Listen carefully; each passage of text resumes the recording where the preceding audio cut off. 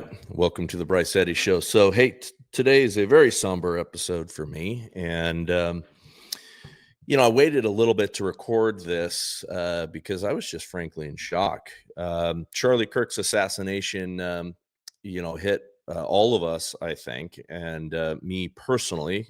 I got to be an insider in the TPUSA organization and was able to sit on one of Charlie's boards and got to know him quite well. I was always for people who've been listening to the show for a while know that, sports is not my thing outside of the mixed martial arts world, but politics it was my sports. It was something that I followed from a very young age. It was something that I drove around as a young sales guy trying to make my way in this world, listening to Rush Limbaugh and Michael Medved, Dennis Prager, and all these guys, many of which I got to meet and got to be friends with. I got to host Dennis Prager's company party at my house, and over the years got to just be a part of something where I just thought we were on a heroic mission, and we were a very important mission. And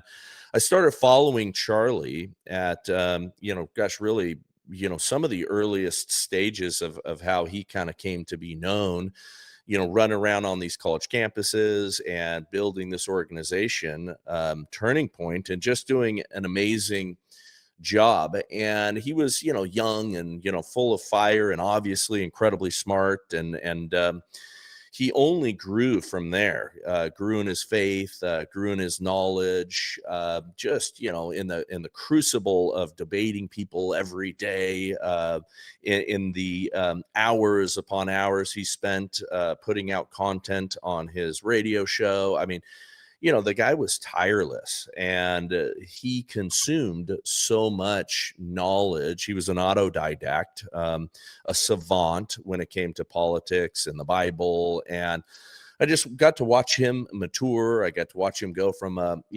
single guy hating being a single guy to finding the love of his life and to having a couple of kids, and really got to see his meteoric rise firsthand, and got to be involved behind the scenes and in the inner circle because he started getting threats. And while I was doing security consulting within the conservative world, he started getting threats, landing at airports and doing all the travel. I mean, he was spending hundreds of days on the road each year on commercial airlines and, running around and just, people were putting out his travel schedule and waiting at airports and spitting on him and all the things that conservatives, once they reach fame, face. And to contrast that, the left does not get that. The left does not at all, because again, it matters who your enemies are.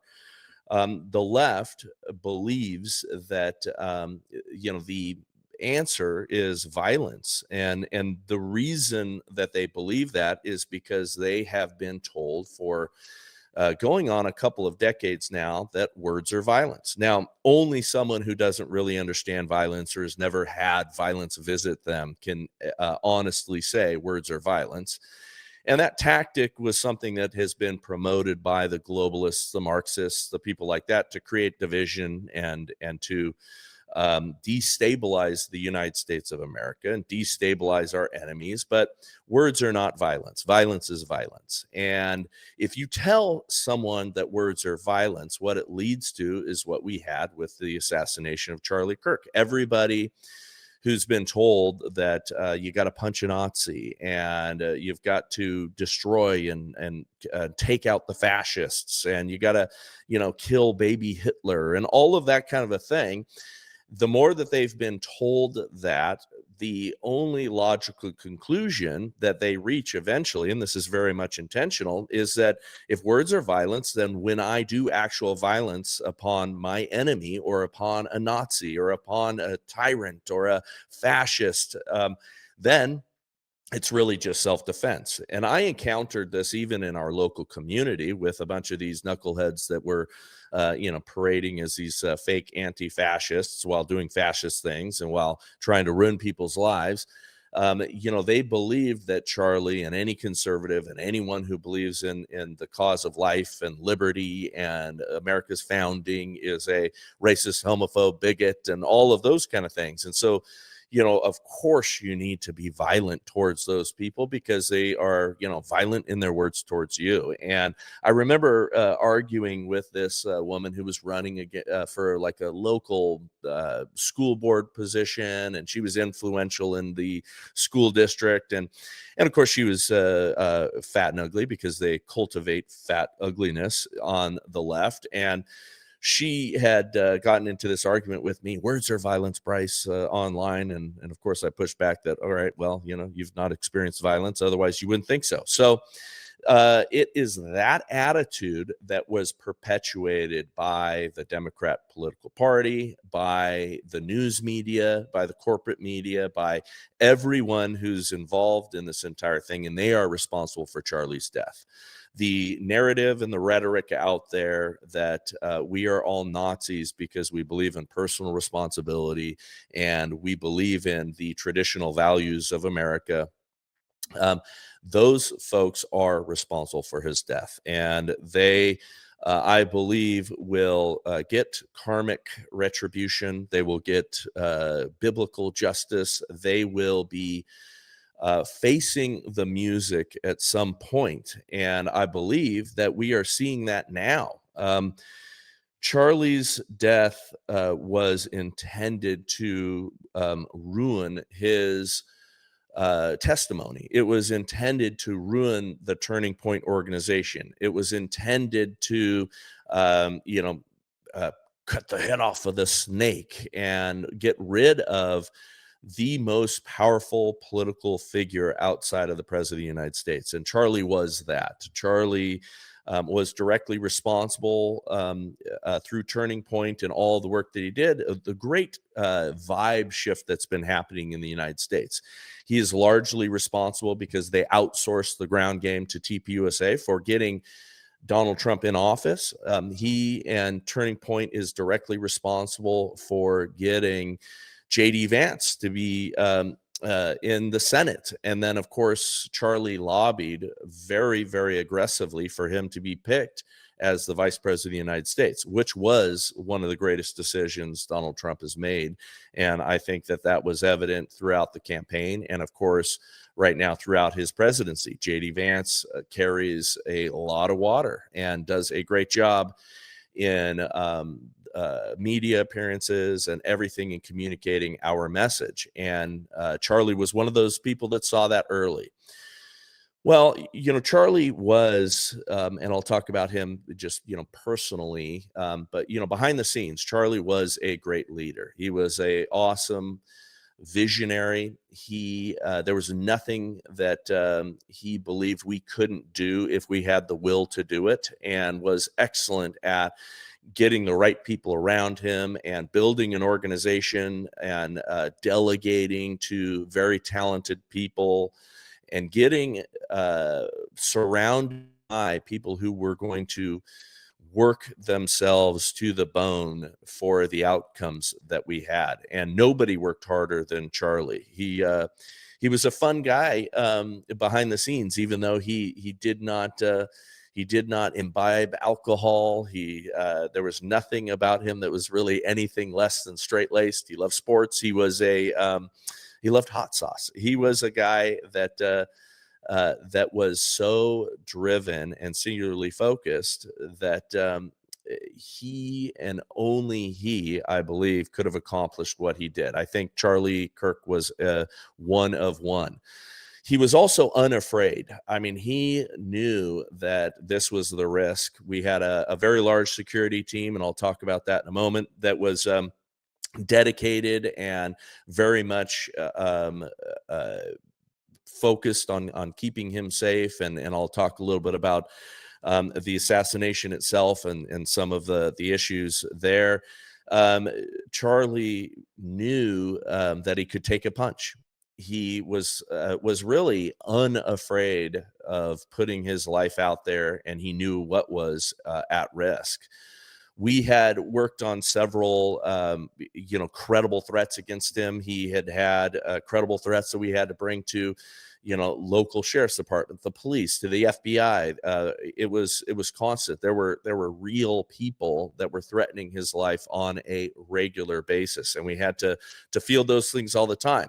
He was unafraid of speaking the truth. I was talking with a friend moments ago that was asking me, "Do you think Charlie went too hard on certain things, like the transgender thing?" And the answer is no.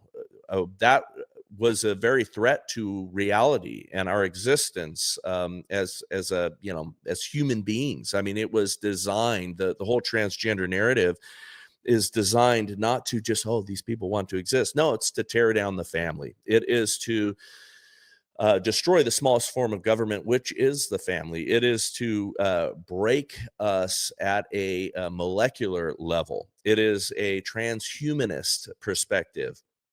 It is meant to destabilize our youth. It is meant to destabilize the very fabric of society, having men in restrooms, having men compete in women's sports. All of that stuff needed to be called out. And God bless the Matt Walshes and the Charlie Kirks and all of the people who have kind of led that from the front lines. They are responsible for the turning of the tide there. It was a incredibly unpopular thing that everybody was so scared to speak out against. People were so bullied about this, but they knew it didn't make sense. There's no reality that a man could get pregnant in. And yet that was something that we were supposed to just accept and say that that was okay. And, oh yeah, of course men can get pregnant. What are you talking about? It's ma'am. There was this whole entire thing that Charlie was unafraid to push back on. He was also unafraid to push back on Black culture and the culture of fatherlessness. And he did it with great compassion. And if you watch the videos, he was so intent upon telling the full and complete story of what the Democrats did to the Black family. They did destroy them first by getting them married to the state. They had the Black family trade one form of slavery for another, and the Democrat Party owns that. The Democrat Party wanted them to be slaves of another form, and we witnessed that over the years. We witnessed the decay in our cities that is perpetuated by bad policies that were aimed at keeping Black culture down and wrecking them and ruining them. And if you go back years before they did what they did, you had very vibrant Black families, you had very vibrant Black businesses and neighborhoods, and you had very high rates of family togetherness, and you had very, very emerging and powerful culture. You had them in a position of negotiating strength, and the Democrat Party did not want that, and they systematically destroyed it. And Charlie called that out, and called that out to the point that people every day had to take small, tiny clips. And I've witnessed this. Right now they're attempting to do this, to call Charlie a racist. They'll take a one sentence snippet out of something that he says, and they'll ignore the whole thing, and they'll ignore the narrative, and they'll ignore the fact that Turning Point had people of every stripe, every creed, every color in the organization at the highest levels, and people participating right alongside Charlie, like a Candace Owens, who Charlie Kirk and Turning Point USA is really responsible for her initial success and rise to stardom. Brandon Tatum, MAGA Hulk, and all the great people that were a part of that organization at its founding and forming. And they have to perpetuate and promote a narrative that all of us are racist. Well, Charlie flew in the face of that, and was a true advocate of the meritocracy. And they have to take out of context sound bites of Charlie saying, "Hey, if there's a Black lesbian pilot on a plane, I'm worried." And of course, the people who are online do not want to engage in what he actually said and why he said it. They want to paint him as a racist because that's the only thing that they have. And of course, I'll explain that for those that were unaware of some of the things that he said and are listening to Charlie's videos for the first time. But basically, Charlie and all of us push back against the diversity, equity, and inclusion model. And Charlie said in his talk that, hey, it's okay if it's HR managers and others that they are ginning up in these roles and skipping over other qualified candidates to put somebody just based on the color of their skin, their sexual orientation, or their gender, which is what DEI does. It takes the meritocracy and turns it on its head. And of course, there are amazingly qualified people of every color, every creed, every race and gender, and that's not the issue. But I'll give an example. If you think that you're going to, and this is an actual effort, one of our Southern California Fire Department chiefs declared that they were going to push to have 50% of firefighters be female. Well, that's absurd on its face. It's impossible. And why is it impossible? There are not enough women that want that job. Not even close, not even remotely. There are not enough women that want the job to start with. Of the women who do want the job, there are not that many that are qualified to, yank a 200-pound man out of a fire. And for those that are qualified, and those exceptions of the rules, and there are amazing female cops and firefighters, but those are exceptions to the rules, and most of them, their bodies break down because they are not meant to take the same level of physical abuse that a man can. And men's bodies break down in those types of rigorous jobs. But if you put out there that because of DEI, we need to have 50% of all firefighters be women, you are diminishing the effectiveness of the firefighters. You're diminishing the effectiveness of that department. You are diminishing the effectiveness of the military if you think that you're going to put women in frontline operations roles, or you're going to send 2 females out on patrol as police officers. You are diminishing the effectiveness of those organizations, and it is logical, it is truth, it is impossible to truly argue. Now, again, there are exceptions to every rule, and we do want to keep that in mind. This isn't a hateful thing towards women, but there are differences between men and women.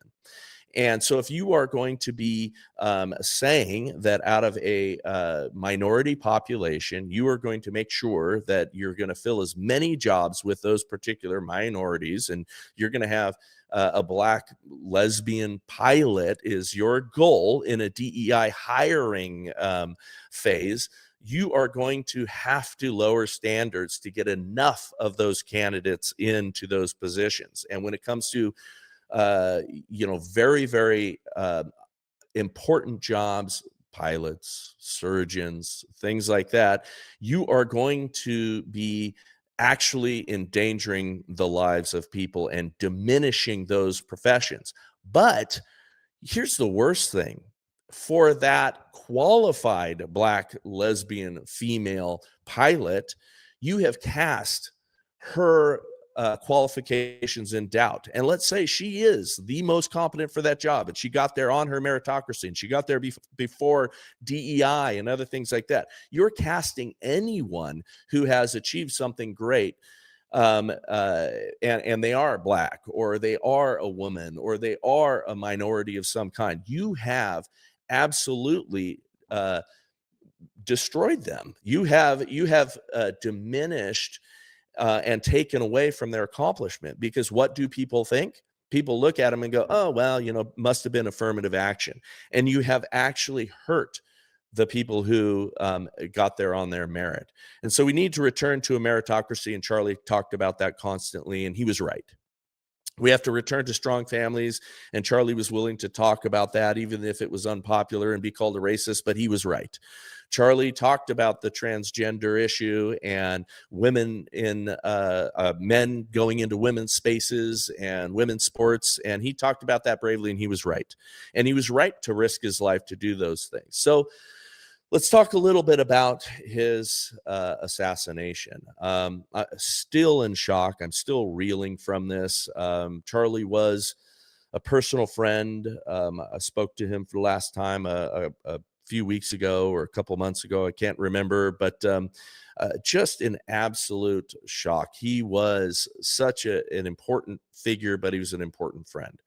And I've been grieving tremendously, and I've been looking at social media and seeing how many people are out there completely lying about the entire thing. And you're getting lies from all sides. You are getting those that want to make everything a conspiracy theory. And so they're, making up things about the distance of the shot and how impossible that is. And they're making up all kinds of things that just aren't true.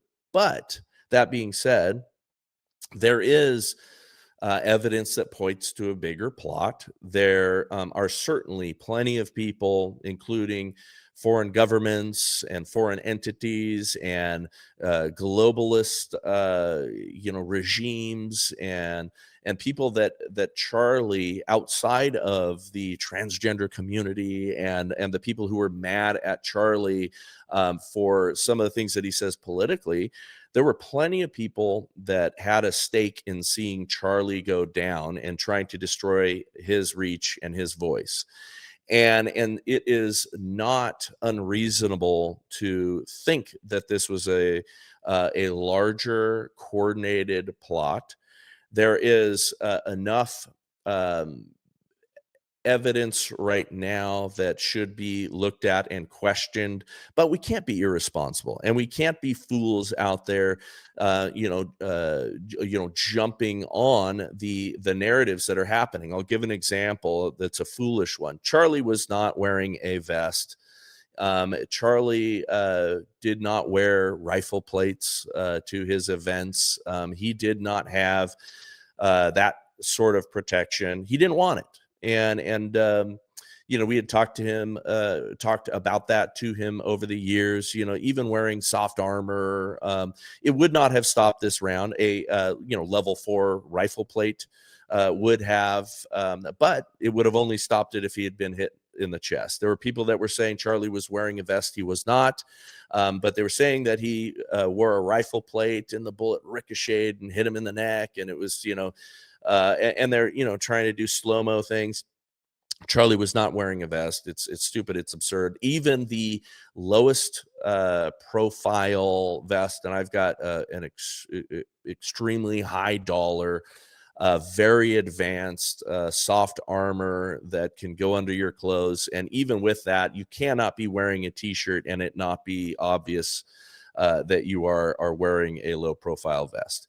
So, we know that wasn't the case. Again, both, personally, I'm aware that he doesn't wear vests because I talked to him about it. And professionally, you can observe that he wasn't. So silly notion. So the people that are throwing that out, and these are people that love Charlie. They're people that also want to get clicks. There's people that want to analyze videos and just say dumb things. There were things that were suspicious. There's a video of the accused shooter jumping off of the building and, rifle nowhere to be seen as he's jumping off, or at least in the grainy video that we saw, as best we can tell, we don't see that. So, hey, where was the rifle? Where did it go? It was said to be found wrapped up in the woods a little ways away. Some of those sort of things can be suspicious and should be questioned. Who was he talking to on the Discord server? The left wants to make him a MAGA supporter, okay, as if a Make America Great Again supporter would be the one that took Charlie out. He was a hero. He was a hero even for the people that don't think he went far enough. Even the a-holes like the Groypers and the Nick Fuenteses of the world who thinks that Charlie was too soft and needed to go farther, did not want to see Charlie Kirk taken out, and there was not a motive there. The evidence that this kid was radicalized, we're being told that there was writing on the casings, hey, fascist, catch. We have been told by the FBI, and again, it's hard to believe anyone. The Utah governor came out and said, "Oh, yeah, we found the guy. That's it. No, nobody else who's coordinated with. This is it. This is that." It's too early in the investigation to be able to tell. We do know that this kid was talking to people over the Discord server, which is left wing communication device that a lot of these folks in Antifa and things like that use to communicate. We do know that there were people who hated Charlie who benefited from taking him out, or thought that they would benefit from taking him out, and we should be asking. We also know now it's been revealed that this kid had a transgender roommate. That's one of the latest things. We do know that he according to his family, I mean, he was turned in by his father, who served for 25 years in law enforcement. I think more and more is going to come out, but he wasn't a right-wing Trump supporter, and that narrative that the left is putting out there is collapsing very quickly. But remember, they have to say that. There's a great graphic going around that shows see, it's on both sides, and you've got all these hash marks on one side in the left wing column, and then you've got a couple over here on the right wing column. We get crazies too. We have mentally unstable people. We have people who were temporarily registered as Republicans, shot up somebody, but they were lifelong Democrats. And then everybody's like, oh, look, see, it was a right-wing supporter. Oh, MAGA's quiet now. Oh, see? But the truth is that our side just doesn't do those things. And we know our side isn't violence just by the evidence that they, kind of self-admit. They aren't boarding up the windows of cities right now because of Charlie Kirk's death. No, quite the opposite has happened. We had world record church attendance. The churches were filled to the brim. I mean, it was a all-time high globally. Charlie's death has had such a response that people who never really knew that Charlie existed, maybe their head was under a rock, now know his name. There were people that flocked to his videos. There were 4 million new subscribers to his show overnight. There was countless loops of his videos going on all of social media. People were starting to see what Charlie was talking about. People were waking up and saying, hey, I no longer want to be a part of this Democrat Party after what happened to Charlie. I mean, he got killed by his words. And he is the first American martyr we've had in a very, very long time. And Charlie's impact already has caused, just in the last couple of days, 32,000 or so new TPUSA college and high school chapter signups. There are going to be more and more people who were followers of Charlie that will be willing to get on stages and willing to speak out even more aggressively than they had before. We're going to see more and more people being willing to speak out because of this. There are people who are revisiting their relationship with God because of Charlie and his bravery. And there are people in Hollywood, and there are closet conservatives that are now coming out and saying, hey, enough. I'm not going to be hiding my views anymore. And Charlie was responsible for that vibe shift during this election too. You saw more young people flocking to conservative thought than ever before. Young men, especially in high school right now and graduating high school, are showing to be far more conservative than their older brothers and sisters and previous generations. And so there is a tremendous amount of hope in the wake of Charlie's death, and I think tremendous amount of momentum towards our cause. There is so many things, though, that we need to be careful of in this. And that includes, we have to continue to stay away from the violence. We have to be the ones that go out there and are brave in the face of it. Now, hey, self-defense, I'm a big believer in that, and we certainly need to be prepared to defend ourselves, and we can and should defend ourselves against direct force and direct violence. Again, words are not violence. We know that. We know better than these fools. We know that that's the wrong thing to be doing.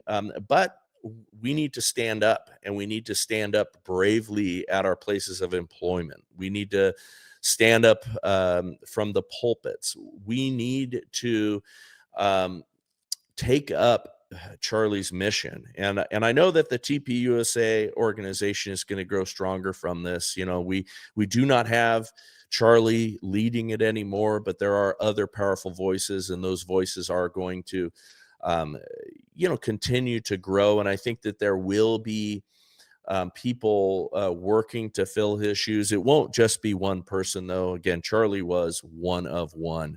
It is got Ben Shapiro has announced that he's going to go back to doing the campus tours. I think others like Michael Knowles and others who are powerful communicators and powerful debaters, will be directly going back out there again.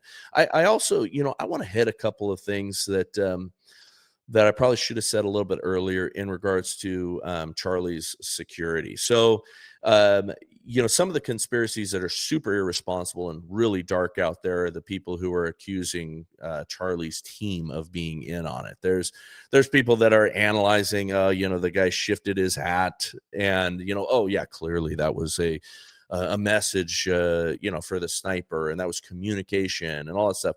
Most of that is complete nonsense and horseshit. And again, there are plenty of possibilities based on who wanted to see Charlie go down, that that there is enough for us to do full and detailed investigations. And I hope that the investigations continue. But it wasn't Charlie's security team.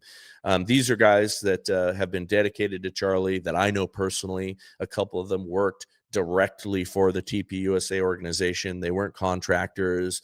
There were guys that were from trusted contractors that helped work some of the crowd stuff, and formed extra close protection perimeter around Charlie. And they hire several of those guys for every event. But the people that were right next to Charlie were people that we know very, very well, that are directly employed, and guys that I communicate with on a regular basis, and people who love Charlie, who have been working for Charlie for years now. Guys who started out as direct outside contractors, engaged with Charlie, and then but before we brought them in house. But these are guys that would have laid their life down for Charlie over and over again. And these are guys with stellar operations backgrounds, and guys that love him to death. Did they make mistakes? No. And I'll say it like this: unless Charlie took risks, and that risk was, we spend millions of dollars at TPUSA for Charlie to have security, and most of those guys are tight security around him in order to prevent Charlie from being shot from a distance. You have to have Secret Service level protection. And by that, I mean, multiple advanced teams, counter snipers, guys on the roof. Maybe we could have had drones in the air.